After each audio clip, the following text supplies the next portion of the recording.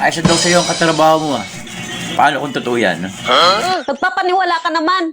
Hindi totoo yan. Sinungalingan naman yan. Yang usap-usapan sa labas. Hindi nga ako makapaniwala eh. Kaya ang ginawa ko, kinausap ko ang katrabaho mo. O anong sabi? Confirm nga. Nakaisa sa'yo. Napakasinungaling nila. Hindi totoo yan. Ako ang paniwalaan mo. Paano mo nasabing kasinungalingan?